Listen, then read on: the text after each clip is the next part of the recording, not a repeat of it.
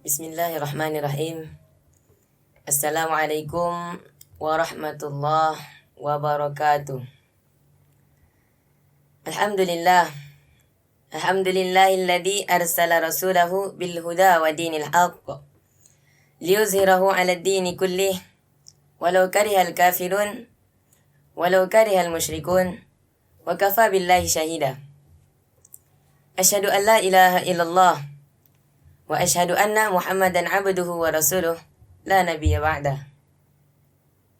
Pertama-tama saudara-saudara, kita panjatkan puji dan syukur kita kepada Allah Subhanahu wa taala yang telah memberikan kita banyak nikmat.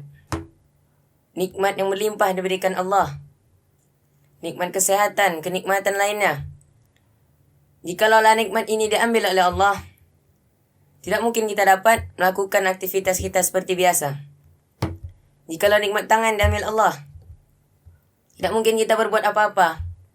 Jikalau nikmat kaki diambil oleh Allah, tidak mungkin kita dapat berjalan. Nikmat mata diambil Allah, tidak mungkin kita dapat melihat rasanya. Ataupun nikmat nafas diambil Allah, matilah kita. Kedua saudara-saudara, solawat beserta salam kita panjatkan kepada Nabi Muhammad sallallahu alaihi wasallam dengan melafazkan Allahumma salli ala sayyidina Muhammadin wa ala alihi wa sahbihi wasallim. Baiklah saudara-saudara, tema yang akan saya angkat, yang akan saya bawakan tentang kebaikan di dalam bulan Ramadan. Saudara-saudaraku sekalian, Allah telah memberikan kebaikan kepada kita. Allah turunkan nikmat kebaikan di dalam hati kita, tetapi tidak semua dari kita ingin mengambil kebaikan yang diberikan Allah itu. Ada yang menolak nikmat yang diberikan Allah itu. Kebaikan yang diturunkan Allah, ada yang menolaknya. Contohnya, kita terbetik dalam hati ingin pergi ke masjid. Tapi, nggak usah lah. Kita menolak kebaikan dari Allah. Allah turunkan ke dalam hati kita ingin ke masjid, tapi kita menolaknya. Maka saudara-saudara, di bulan Ramadan, bulan yang penuh berkah, penuh ampunan saudara-saudara. Barang siapa yang memohon ampun kepada Allah, Allah ampuni. Maka cara kita, yang pertama, cara kita untuk meraih ampunan Allah, yang pertama dengan cara bertaubat. Karena apa saudara-saudara? Allah berfirman di dalam Quran surat Az-Zumar ayat 53 halaman sebelah kiri bagian tengah. A'udzubillahi minasyaitonirrajim. Bismillahirrahmanirrahim. Qul ya ibadiyalladzina asrafu ala anfusihim.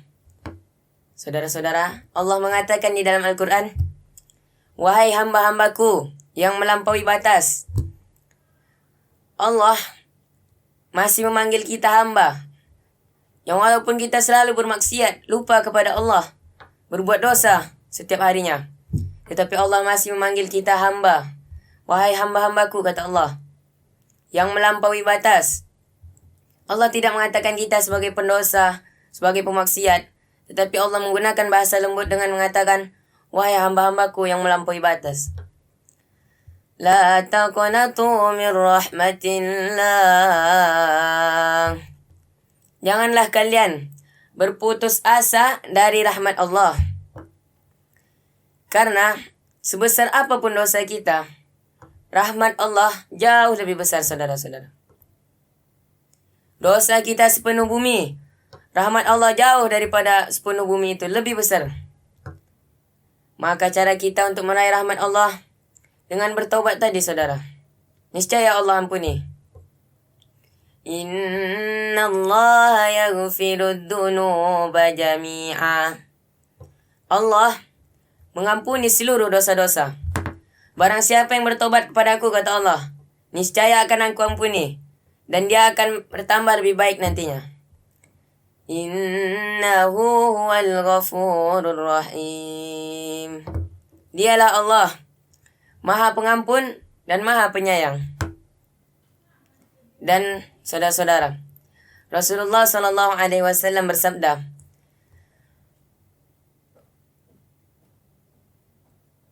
"Jikalaulah kalian mengetahui apa yang aku ketahui, wallahi," kata Nabi SAW, "demi Allah, kalian tidak akan banyak bermaksiat di dunia.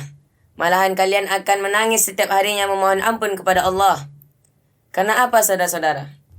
Jikalau kita mengetahui apa yang diketahui Nabi, Nabi itu tahu bagaimana surga, tahu bagaimana neraka, tahu bagaimana siksa kubur dan akhirat nantinya. Jikalau kita tahu ini, kita tidak akan bermaksiat, saudara-saudara. Karena kita tahu bagaimana pedihnya siksa kubur nantinya. Kita tahu bagaimana siksa neraka nantinya. Kita tahu keindahan surga nantinya. Maka tidak akan rasanya kita bermaksiat di dunia ini. Niscaya kita akan selalu memohon ampun kepada Allah. Saudara-saudara, cara kita bertambah lebih baiknya di bulan Ramadan ini, bulan penuh ampunan, yaitu dengan bertobat kepada Allah. Kita bertobat ingin menjadi lebih baik ke depannya. Menjadi lebih baik hari demi hari. Hari demi hari bertambah kebaikan di dalam diri kita dengan cara bertaubat.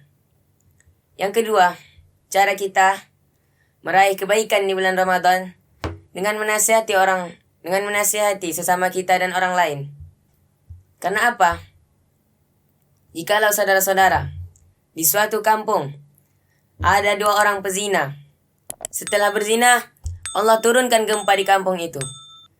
Yang terkena gempa bukan orang pezina itu saja. Yang tidak berzina pun kena gempanya nanti.